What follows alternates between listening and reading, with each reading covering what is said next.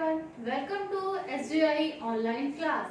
Class 7 Subject Hindi Literature Lesson 3 भोला राम का जीव।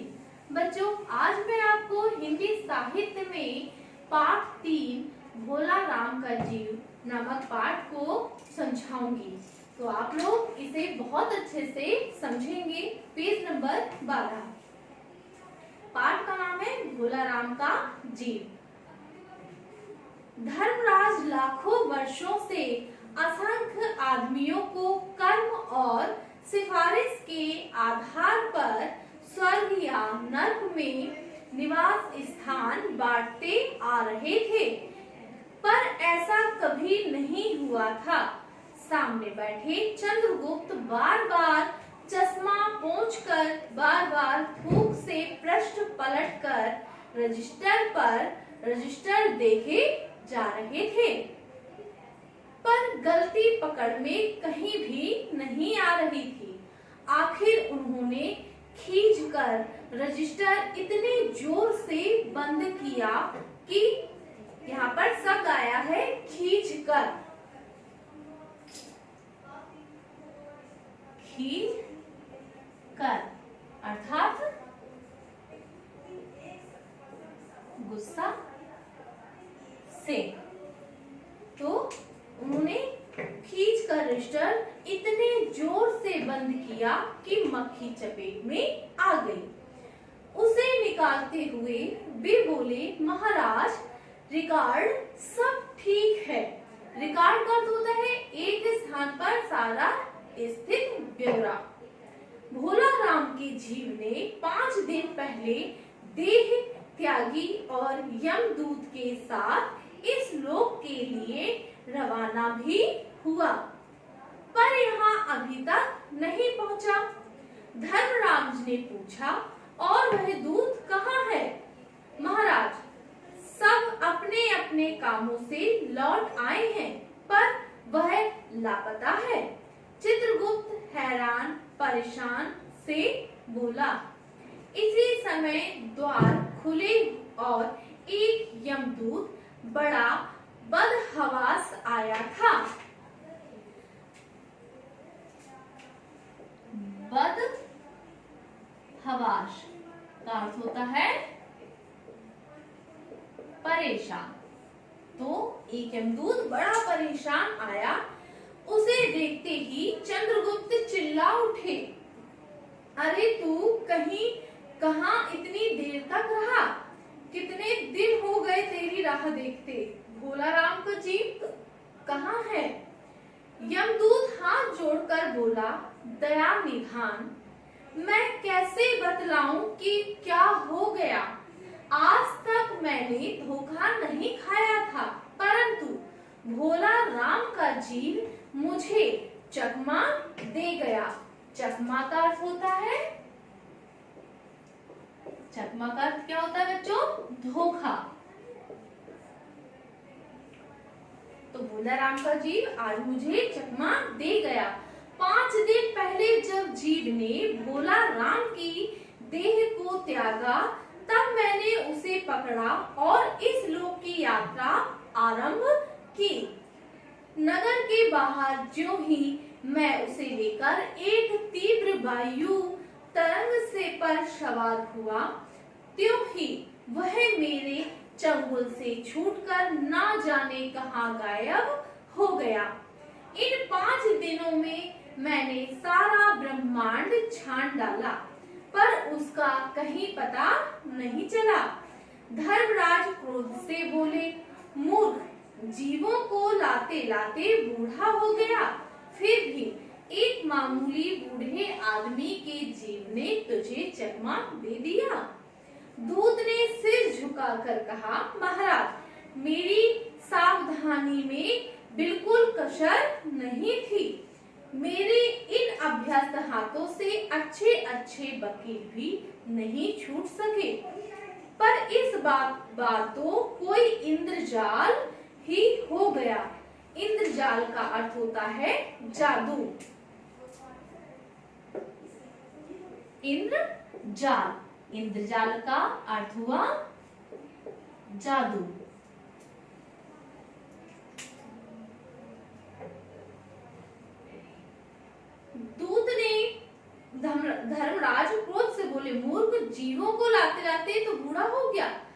परंतु तूने एक जीव को लाने में ये कैसे धोखा कर दिया। फिर उसके बाद चित्रगुप्त ने कहा, महाराज, आजकल पृथ्वी पर इस प्रकार का व्यापार बहुत चला है। लोग दोस्तों को कुछ चीज भेजते हैं और उसे रास्ते में ही रेलवे वाले उड़ा लेते हैं। हौजरी के पार्सलों के मोजे रेलवे अफसर पहनते हैं। मालगाड़ी के डिब्बे रास्ते में कट जाते हैं। एक बात और हो रही है, राजनीतिक दलों के नेता विरोधी नेता को उड़ाकर बंद कर देते हैं। कहीं भोला राम के जीव को भी तो किसी विरोधी ने मरने के बाद खराबी करने के लिए तो नहीं उड़ा दिया। धर्मराज ने व्यंग से चंद्रगुप्त की ओर देखते हुए कहा, तुम्हारी भी रिटायर्ड होने की उम्र आ गई है। भोला राम जैसे नगण्य का अर्थ होता है तुच्छ। नगण्य का अर्थ क्या होता है बच्चों? तुच्छ। तुच्छ अर्थात मामूली।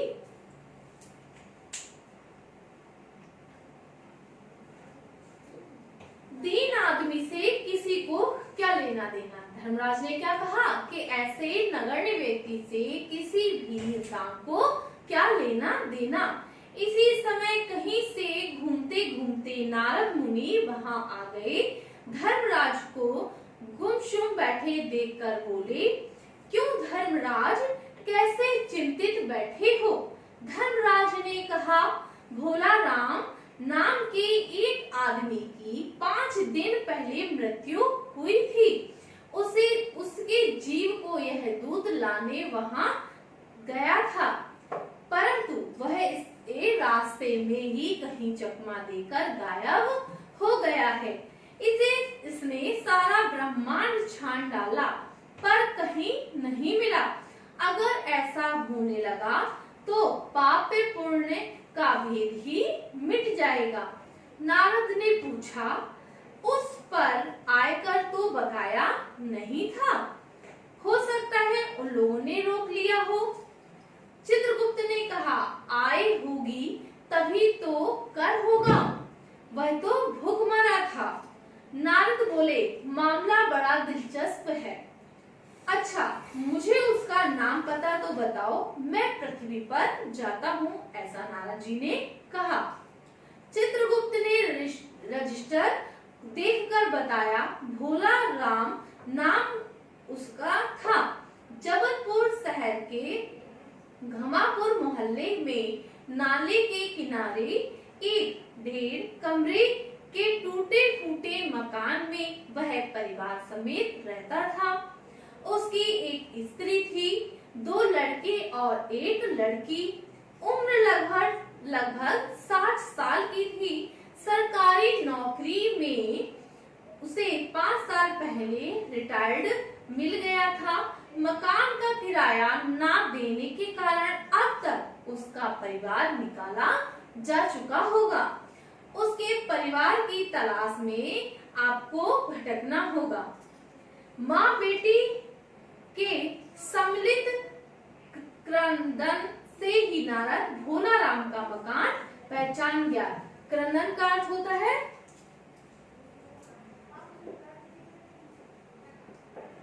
रोना धोना। क्रंदन का अर्थ होता है रोना धोना। द्वार पर जाकर उन्होंने आवाज लगाई, नारायण नारायण। लड़की ने देखकर कहा, आगे जाओ महाराज। नारद ने कहा, मुझे भिक्षा नहीं चाहिए, मुझे भोला राम के बारे में कुछ पूछताछ करनी है। अपनी माँ को जरा बाहर भेजो बेटी। भोला राम की पत्नी बाहर आई। नारद ने कहा, माता, भोला राम को क्या बीमारी थी? क्या बताऊं, गरीबी की बीमारी थी। 5 साल हो गए पेंशन पर बैठे, पर पेंशन अभी तक नहीं मिली। इन 5 सालों में सब गहने बेचकर हम लोग खा गए, फिर बर्तन बिके, अब कुछ नहीं बचा, फाके होने लगे हैं। चिंता में घुलते घुलते और भूख से मरते मरते उन्होंने दम तोड़ दिया। दुख की कथा सुनने की फुर्सत नारद को थी नहीं। वे अपने मुद्दे पर आए। मां, यह तो बताओ कि यहाँ किसी से उनका विशेष प्रेम था जिसमें उनका जी लगा हो। पत्नी बोली, लगाव तो महाराज बाल बच्चों से ही होता है, नहीं परिवार के बाहर भी हो सकता है। मेरा मतलब है कोई स्त्री। भोला राम की पत्नी ने गुर्राकर अर्थात गुस्से से, गुर्रा कर अर्थात गुस्से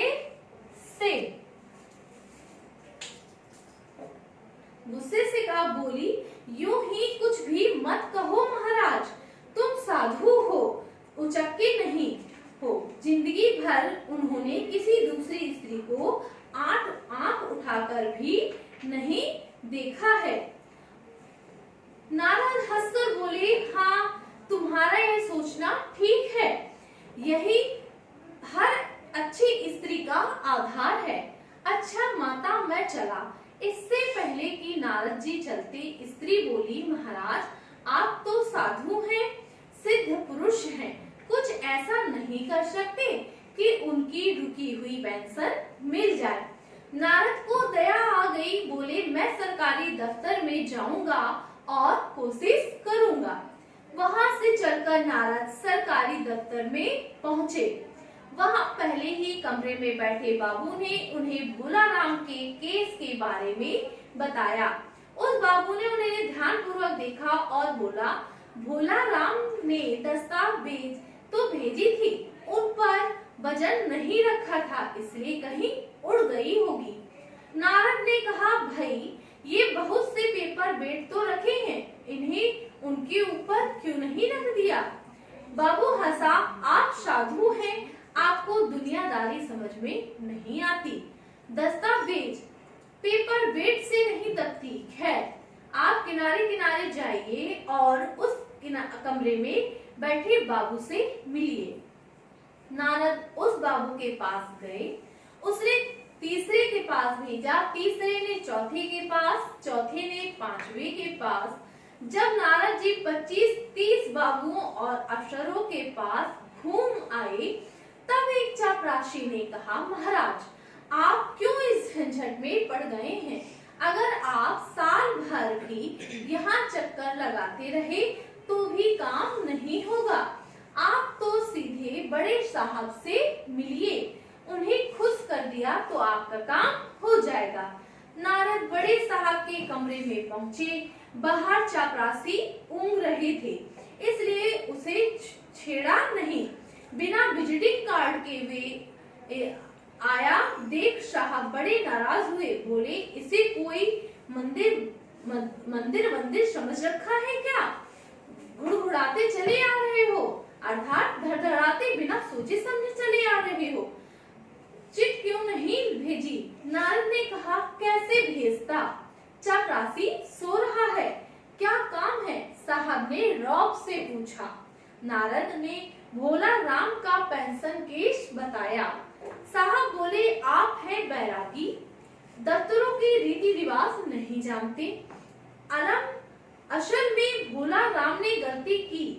भाई, यह भी एक मंदिर है, यहाँ भी दान पुण्य करना पड़ता है। भोला राम की दस्तावेजें उड़ रही हैं, उन पर आप वजन रखिए। आप समझे नहीं, जैसे आपकी यह सुंदर वीणा है, इसका भी वजन भोला राम की दस्तावेज पर आप रख सकते हैं। मेरी लड़की गाना बजाना सीखती है, यह मैं उसे दूंगा। नारद अपनी वीणा छीनते देख जरा घबराए, पर फिर संभल कर उन्होंने वीणा साहब की मेज पर रखकर कहा, यह लीजिए, आप जरा जल्दी उसकी पेंशन का ऑर्डर निकाल दीजिए। साहब ने प्रसन्नता से उन्हें कुर्सी दी, वीणा को एक कोने में रखा और घंटी बजाई। चापरासी हाजिर हुआ। साहब ने हुक्म दिया, बड़े बाबू से भोला राम के केस की फाइल लाओ। थोड़ी देर बाद चापरासी भोला राम की 150 दस्तावेजे से भरी फाइल लेकर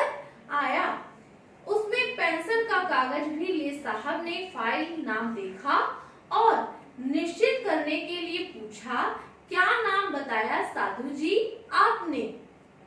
नारद समझे कि साहब कुछ ऊंचा सुनते हैं, इसलिए जोर से बोले, भोला राम। सहसा फाइल में से आवाज आई, कौन पुकार रहा है? मुझे डाकिया है, क्या पेंशन का आदेश आया है? नारद चौंके, पर दूसरी ही क्षण बात समझ गए कि बोले कि भोला राम, तुम क्या भोला राम की जीभ बोल रहे हो? हाँ, आवाज आई। नारद ने कहा, मैं नारद हूँ, मैं तुम्हें लेने आया हूँ, चलो स्वर्ग में तुम्हारा इंतजार हो रहा है। आवाज आई, मुझे नहीं जाना, मैं तो पेंशन की दस्तावेजों में अटका हूँ, यही मेरा मन लगा है, मैं अपनी दस्तावेज छोड़कर नहीं जा सकता। जो मैंने दरख्वास्त की थी वह मैं पूरी करके ही जाऊंगा। दरख्वास्त का अर्थ होता है बच्चों प्रार्थना करना। तो इस पाठ से हमने क्या सीखा कि जो व्यक्ति होता है उसकी जो अंतिम इच्छा होती है वह जब तक पूरी नहीं होती है तो उसका जीव इस संसार में भटकता रहता है।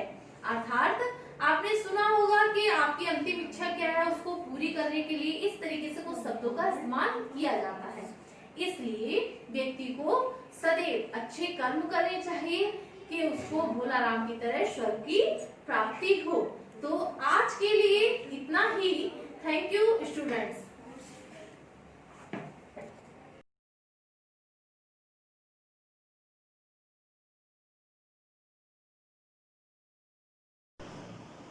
Myself, Rakesh Kumar, maths teacher of Shivani Group of Institution. Math class में 7th क्लास हिंदी मीडियम के बच्चों का स्वागत है। तो बच्चों आज मैथ क्लास में चैप्टर 3 घातांक का अध्ययन करेंगे। तो सबसे पहले तो हमको जानने की जरूरत है घातांक किसे कहते हैं। किसी संख्या की आपस में कई बार गुणा करने पर यानी अभाज्य गुणनखंडों के रूप में बदलने पर आधार में जितने अंक हों उनमें से आधार और घातांक के रूप में उनको परिवर्तित करना ही घातांकीय रूप कहलाता है। जैसे मान लीजिए हमारे पास संख्या है 8 को हम अभाज्य गुणनखंड कहेंगे।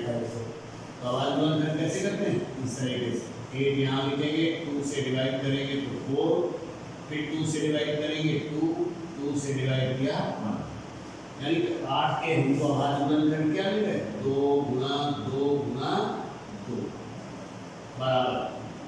तो अब हमारे पास 2 गुना 2 गुना 2 इन अभाज्य गुणनखंडों में से किसी एक को आधार के रूप में लिख देंगे और ये 2 जितनी बार आया है उसे हम घातांक के रूप में लिख देंगे। 1 2 3 यानी घातांक हो गया 3, यानी 8 को हम घातांक के रूप में लिखें तो अभाज्य गुणनखंड 2 गुना 2 गुना 2 हो गए और इसमें आधार 2 हो गया और घातांक 1 2 3, तो 2 3 बार आया इसलिए हमने 3 लिख दिया। इसी प्रकार से अगर हम जैसे 25 को कहें तो 25 के अभाज्य गुणनखंड सभी लोगों को करना आ रहा है तो 25 के 5 गुना 5 होते हैं तो बराबर। अब ये इनमें से किसी एक को तो लिख देंगे तो वो आधार हो गया और ये जितनी बार आए वो घातांक होगा। 1 और 1 2, 5 के घात 2 का मान 25 होता है। तो इस प्रकार से आप समझ गए होंगे कि घातांक किसे कहते हैं। घातांक में आधार और घातांक होते हैं दो, तो आधार को आधार की जगह में और घातांक को घातांक की जगह में लिखा जाता है। अब आता है घातांक के प्रकार।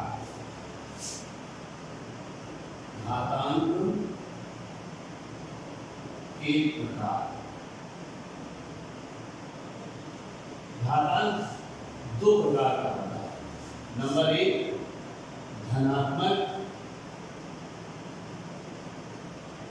घातांक,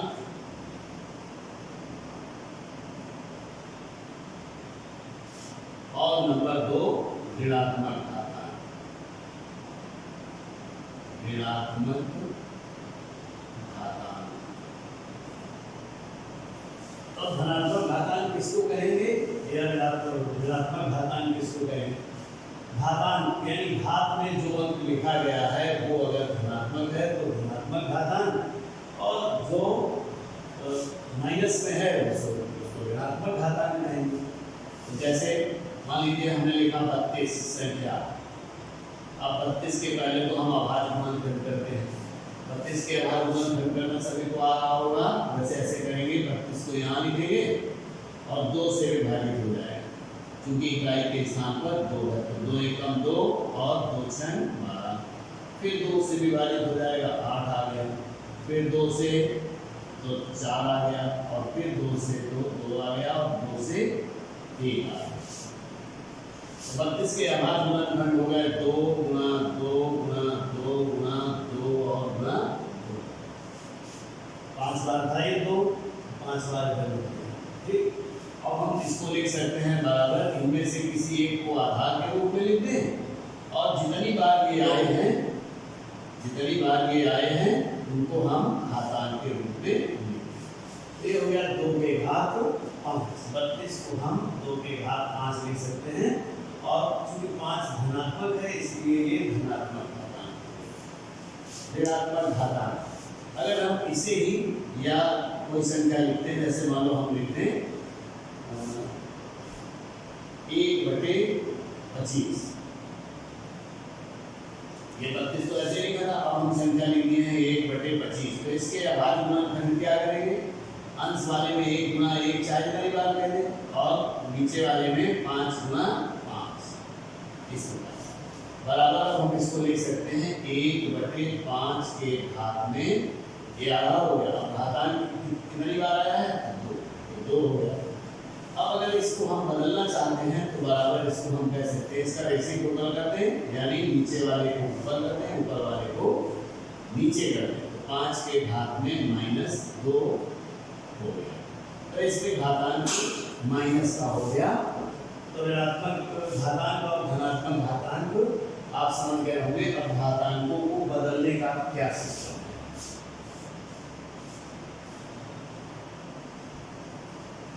घातांक भी परिवर्तित हो सकते हैं, यानी धनात्मक घातांक को ऋणात्मक घातांक के रूप में या ऋणात्मक घातांक को धनात्मक घातांक के रूप में लिख सकते हैं।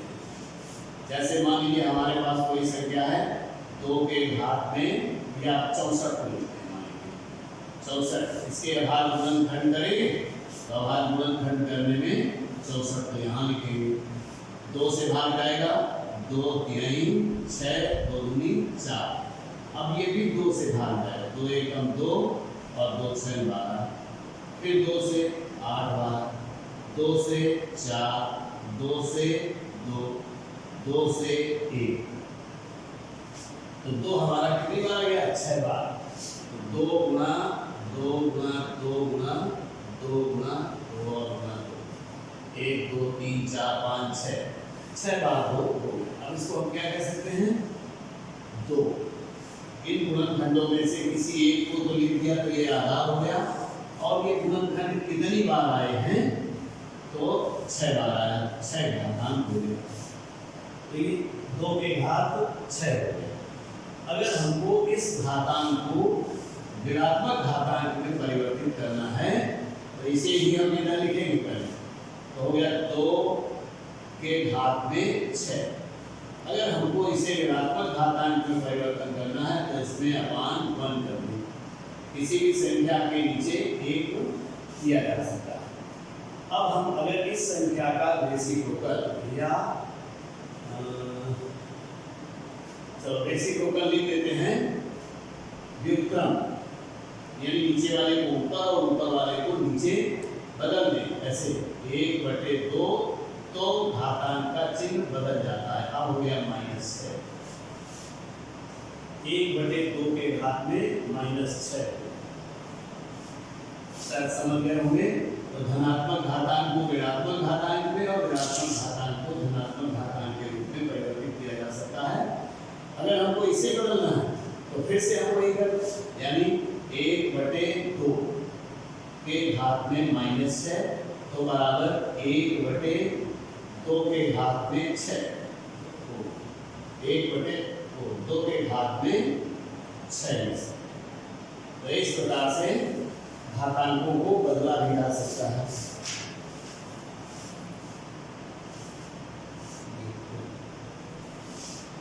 तो सर समझ गए होंगे घातांक के बारे में। अब घातांकों के कुछ नियम, घातांकों के नियम में पहला नियम है घातांकों के नियम।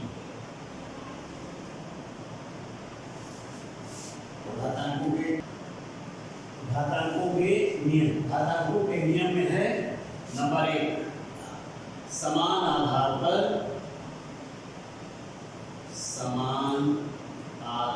पर गुणा में घातें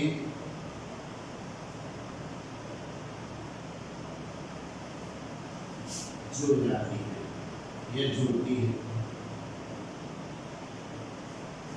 समान आधार पर गुणा में घातें जुड़ती हैं।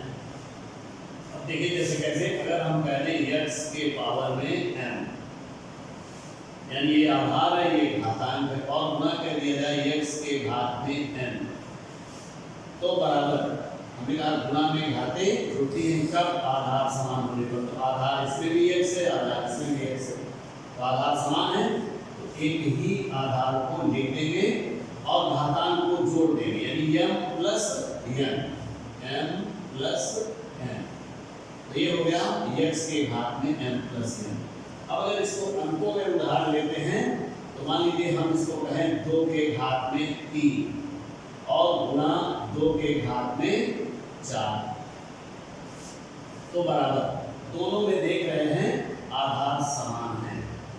देखिए 2 इसमें भी है, 2 इसमें भी है, तो आधार समान है, इसलिए 2 हो गया। और घात में 3 और 4 दोनों में घातांक है, इनको हमें जोड़ना है, तो 3 प्लस 4 बराबर 2 के घात में 3 और 4 7, और ये आंसर मिल गया। तो शायद समझ गए होंगे घातांकों का ये पहला नियम है, गुणा में घातें जुड़ती हैं। तो बच्चों आज इस क्लास में इतना ही, आगे नेक्स्ट क्लास में देखेंगे।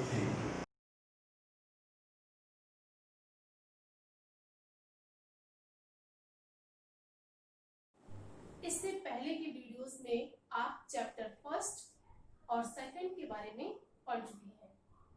आज मैं आपको चैप्टर 3 पृथ्वी की सतह पर परिवर्तन, यानी पृथ्वी की सतह पर परिवर्तन के बारे में पढ़ाने जा रही हूँ।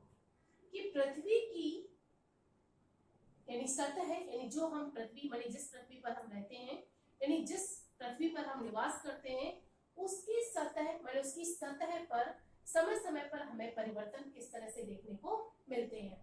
तो पृथ्वी की यानी पृथ्वी के अंदर आंतरिक शक्तियां माने जो आंतरिक शक्तियां हैं अपने भूभाग को स्थानांतरित करते हैं। माने जो भी हमारे पृथ्वी के अंदर आंतरिक शक्तियां हैं अपने भूभाग को स्थानांतरित करते हैं और नई समुद्र तटीय विशेषताएं उत्पन्न करते हैं। यानी पृथ्वी की सतह पर जो समय समय पर परिवर्तन होते हैं उनका कारण आंतरिक शक्तियों का माने आंतरिक शक्तियों के कारण है जो अपने भूभाग को स्थानांतरित करते हैं, तथा नई समुद्र तटीय यानी जो समुद्र तटीय विशेषताओं के कारण पृथ्वी की सतह पर समय समय पर परिवर्तन होते रहते हैं। पृथ्वी की सतह पर विभिन्न बल इसकी सबसे बाह्य विशेषताएं हैं। माने पृथ्वी की सतह पर जो परिवर्तन होते हैं वो उनका रीजन विभिन्न प्रकार के बल जो इनकी सबसे माने जो सबसे बाह्य विशेषताएं यानी पृथ्वी के अंदर जो भी हमारी आंतरिक परिवर्तन होते हैं वह हमें बाह्य परिवर्तन के रूप में दिखाई देते हैं।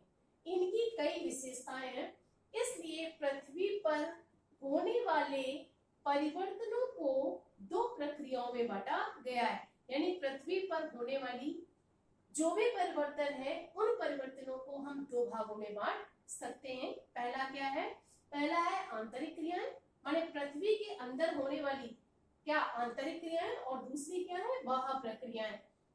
यानी पहला पृथ्वी के अंदर यानी आंतरिक क्रियाओं से मतलब क्या होता है हमारा अंदर, यानी आंतरिक क्रियाएं वे क्रियाएं हैं माने ऐसे परिवर्तन जो पृथ्वी के अंदर माने पृथ्वी के अंदर जो भी परिवर्तन या पृथ्वी के अंदर होने वाली आंतरिक क्रियाएं उन्हें हम आंतरिक क्रियाएं कहते हैं, यानी जो आंतरिक परिवर्तन होते हैं उन्हें आंतरिक क्रियाएं कहते हैं। बाह्य प्रक्रियाओं का तात्पर्य है जो बाहरी रूप से माने जो बाहरी रूप से हमारी पृथ्वी की सतह पर परिवर्तन होते हैं उन्हें हम बाह्य प्रक्रियाएं या बाह्य परिवर्तन के नाम से जानते हैं। सबसे पहले हम बात करते हैं फर्स्ट आंतरिक क्रियाएं। आंतरिक क्रियाओं से हमारा तात्पर्य है कि पृथ्वी की सतह पर जो भी परिवर्तन होते हैं उनमें आंतरिक क्रियाएं क्या है या आंतरिक परिवर्तन किसे कहा जाता है।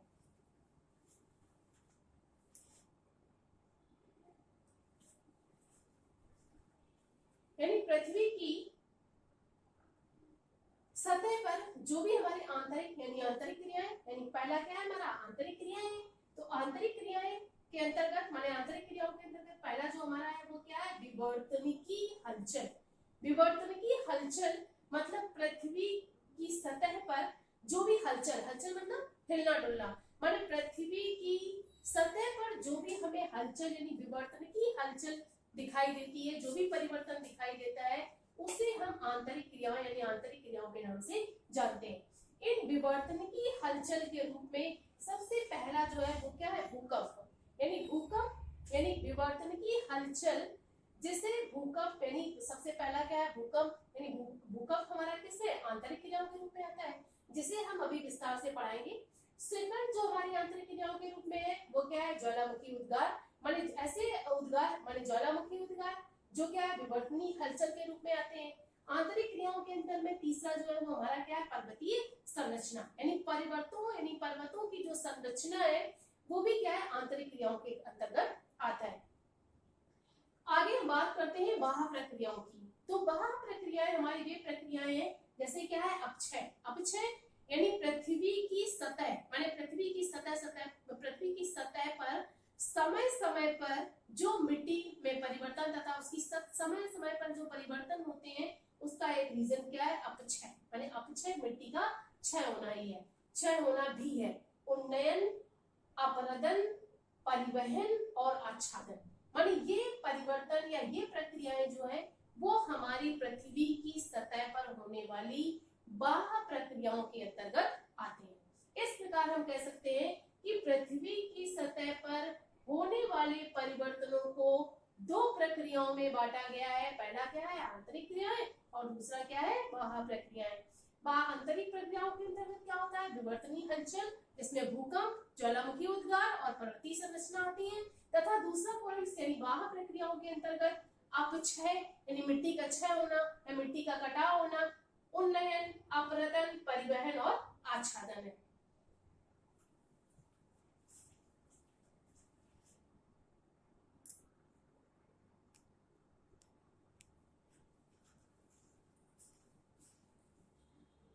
स्टूडेंट्स मैंने आपको इससे पहले पृथ्वी की सतह पर होने वाले परिवर्तन मैं पढ़ा रही हूँ जिससे मैंने आपको बताया कि पृथ्वी की सतह पर समय पर परिवर्तन होते रहते हैं और इन परिवर्तनों को दो भागों में बांटा गया है आंतरिक परिवर्तन और बाह्य परिवर्तन।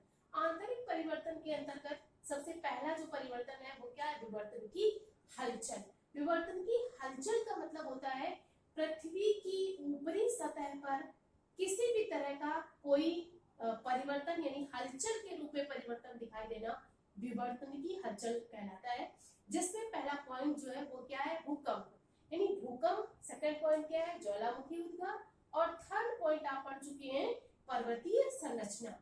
तो सबसे पहला जो पॉइंट है वो क्या है भूकंप यानी पृथ्वी की सतह पर यानी जो भूकंप है उसका क्या वो हमारा कैसी प्रक्रिया है आंतरिक प्रक्रिया है।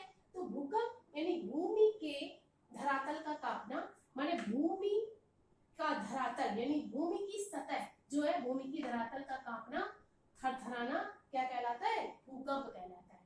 जब आप देखते हो कभी भी आपको पृथ्वी की हिलने या थरथराने की किसी भी प्रक्रिया का पता चलता है तो उस चीज को हम क्या भूकंप कहते हैं। यानी इसका मतलब है कि पृथ्वी की को कांपना अथवा थरथराना क्या भूकंप कहा जाता है। इस प्रकार की घटना माने इस प्रकार की जो घटना है वो आमतौर पर जब उत्पादित होती है माने भूकंप जैसी घटना उस समय होती है जब चट्टानों को एक पुराने या नई हलचल के साथ विफलता के दौरान टूटना होता है।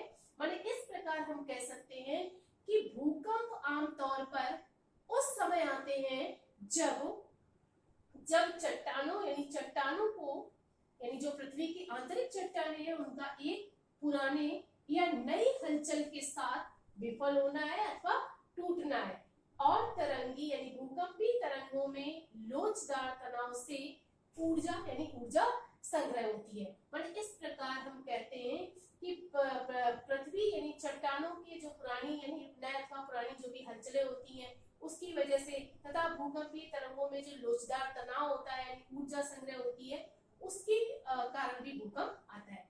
अब हमें ये पता होना चाहिए कि भूकंप आने के कारण क्या है, यानी भूकंप आने के क्या रीजंस है, भूकंप क्यों आते हैं। तो सबसे पहला पॉइंट है कि भूपटल यानी पृथ्वी की सतह के अंदर गहराई में चट्टानों का आकस्मिक टूटना यानी टूटने से भूकंप आता है। यानी जो हमारी पृथ्वी की सतह माने जिस पर हम निवास करते हैं यानी जिस पर हम रहते हैं उसके आंतरिक माने अंदर पाई जाने वाली जो चट्टानें हैं माने अंदर पाई जाने वाली जो चट्टानें हैं उनके आकस्मिक यानी अचानक टूटने से क्या होता है, भूकंप आते हैं। First point.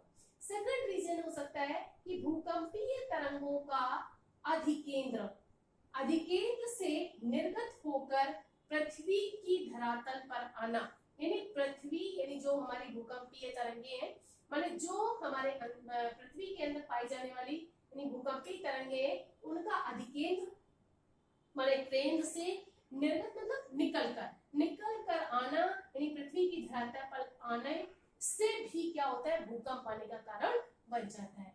आगे हम बात करते हैं थर्ड कि पृथ्वी के धरातल पर स्थित यानी पृथ्वी की सतह पर जो भी स्थित अधिकेंद्र के आसपास क्षेत्रों में भूकंप बहुत भयंकर आते हैं। इस प्रकार हम कह सकते हैं कि पृथ्वी का वो हिस्सा जो क्या है धरातल के स्थित माने अधिकेंद्र के आसपास का है माने जो केंद्र के आसपास पाए जाने वाले जो क्षेत्र हैं उन क्षेत्रों में भूकंप बहुत ज्यादा आते रहते हैं या समय समय पर वहां भूकंप आते हैं।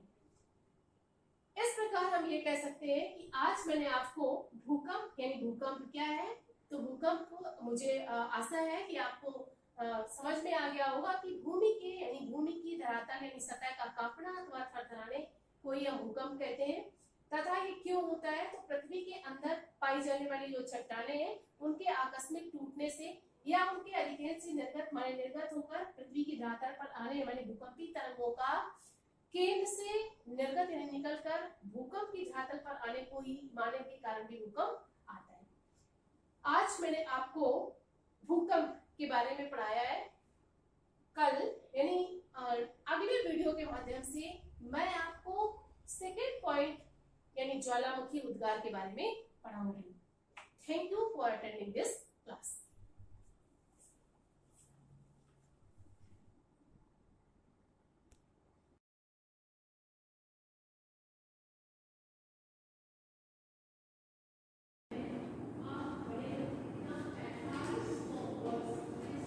Good morning students, welcome to back.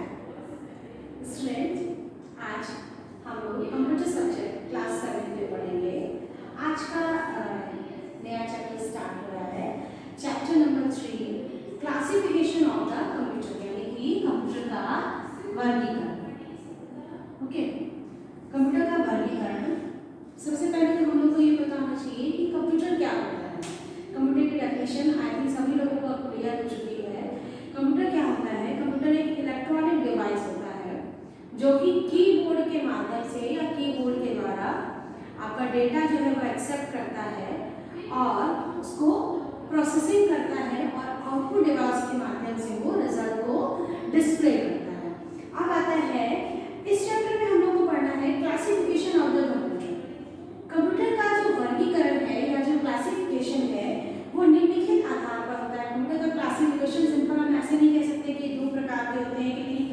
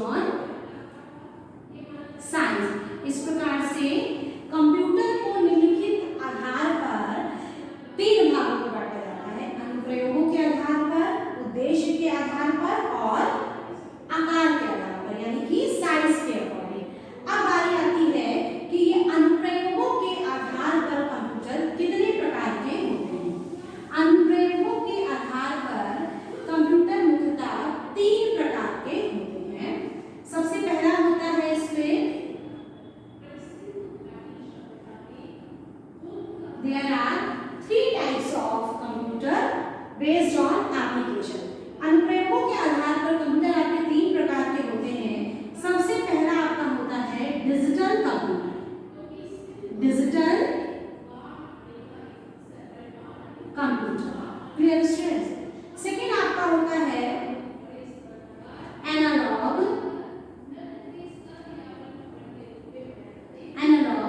Computer and third is, तीसरा है आपका हाइब्रिड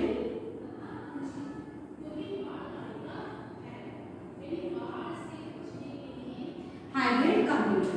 ठीक है बच्चों, इसी तरह से अब आपका आता है क्लासिफिकेशन में, आपका सेकंड आपका होता है उद्देश्य के आधार पर कंप्यूटर के प्रकार।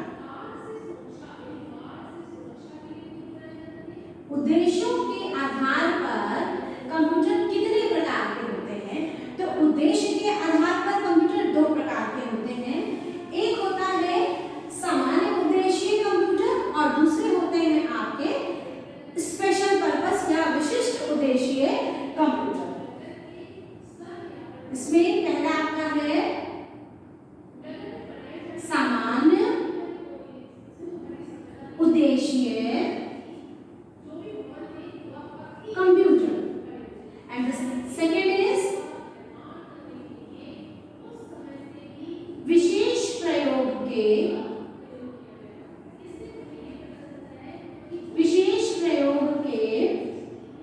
कंप्यूटर या जिनको हम लोग बोलते हैं विशिष्ट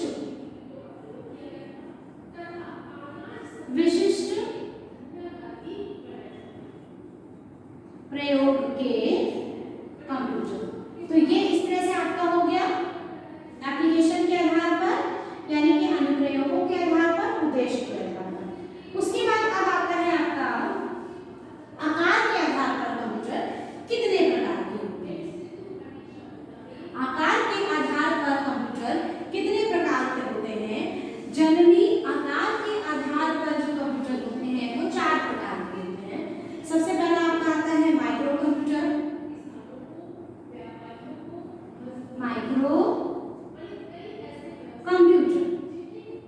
and the second is,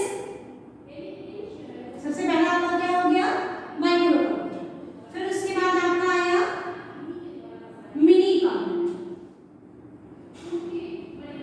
third आपका है main frame computer and the fourth is super computer. तो इस तरह से ये आपका सिंपल सा क्लासिफिकेशन, यानी मैंने सिर्फ अभी आपको नाम बताया है और अब आप उनके बारे में भी डिटेल से पढ़ेंगे।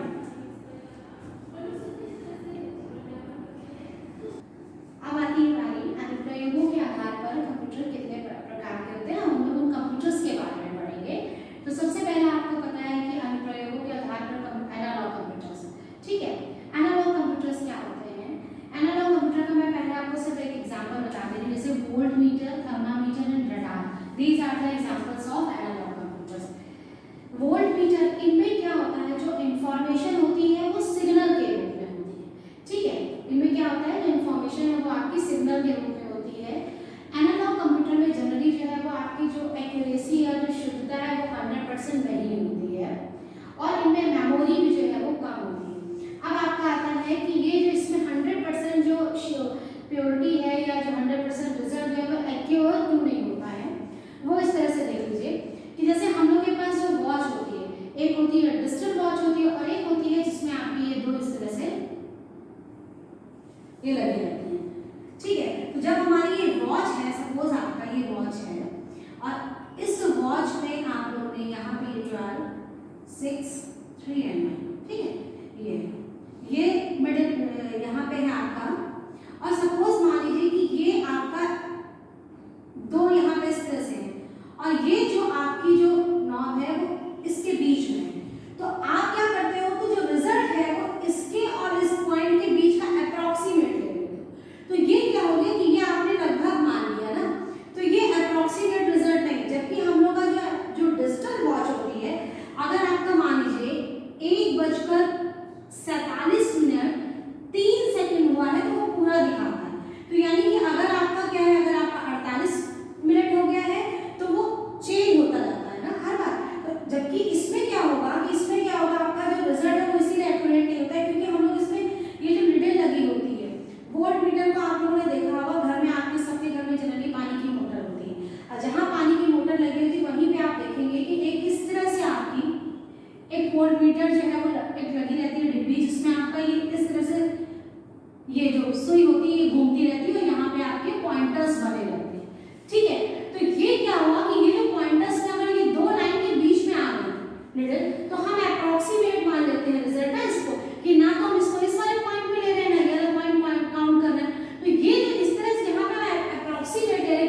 सकता है ये। तो ये चीज हो गया आपका जो रिजल्ट है वो 100% एक्यूरेट नहीं होता है। जबकि आपका जो डिजिटल कंप्यूटर होता है, डिजिटल कंप्यूटर में जो रिजल्ट है वो आपका 100% रिजल्ट जो है वो शुद्ध होता है। तो इस तरह से आपका इसमें जो इंफॉर्मेशन है वो सिग्नल के रूप में होती है, मेमोरी स्पेस कम होता है, रिजल्ट 100% प्योर नहीं होता है यानी कि शुद्ध नहीं होता है। और एग्जांपल क्या है आपका वोल्ट मीटर, थर्मामीटर, एमीटर, इस तरह से। अब उसके बाद आपका सेकंड कंप्यूटर आपका आता है डिजिटल कंप्यूटर। डिजिटल कंप्यूटर, ये डिजिटल कंप्यूटर्स क्या होते हैं? सबसे पहली बात तो डिजिटल कंप्यूटर आपके वो कंप्यूटर है जो सिंपल हम लोग जो लैपटॉप है, जो हमारी लैब में जो डेस्कटॉप है, these are the called digital computer. ये सारे के सारे डिजिटल कंप्यूटर्स हैं।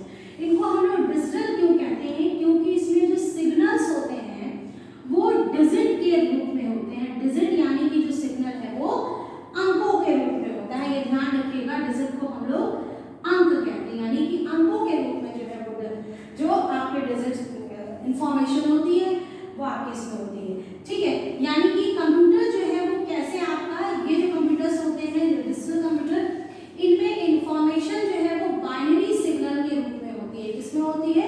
इंफॉर्मेशन जो होती है वो आपकी बाइनरी सिग्नल के रूप में,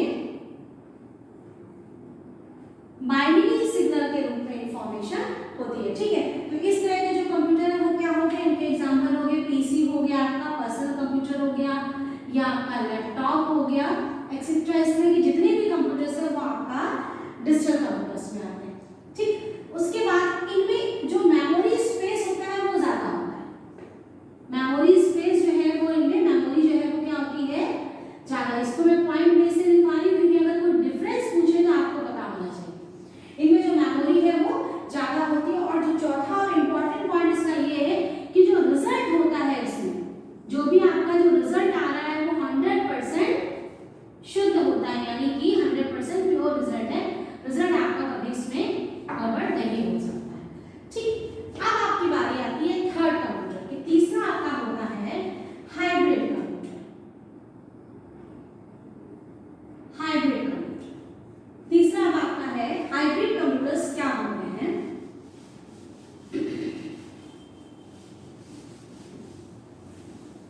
हाइब्रिड कंप्यूटर्स क्या होते हैं? ऐसे कंप्यूटर जिनमें एनालॉग कंप्यूटर और डिजिटल कंप्यूटर दोनों की क्वालिटीज होती हैं, वो आपके हाइब्रिड कंप्यूटर्स कहलाते हैं। जनरली कैसे? जिनमें आपके एनालॉग और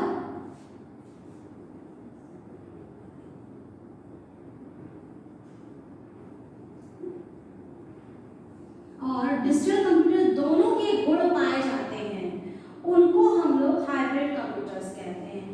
हाइब्रिड कंप्यूटर्स जो होता है वो जनरली आपका मेडिकल फील्ड में यूज होता है, जैसे कि आपकी ईसीजी मशीन होती है। ठीक है, ईसीजी मशीन हो गई, कोई एक्सरे की मशीन हो गई, या इस तरह की। उसमें क्या होता है कि आपने देखा होगा कि एक उनका सीआरटी स्क्रीन भी रखी रहती है, जिसमें क्या आपका, या कभी कभी जो बहुत पेशेंट बहुत सीरियस होते हैं वो लाइफ सपोर्ट सिस्टम में रखे जाते हैं। तो आपने देखा होगा वहां पे एक ही चक्रों का जो भी मरीज है, पेशेंट है, वो उसके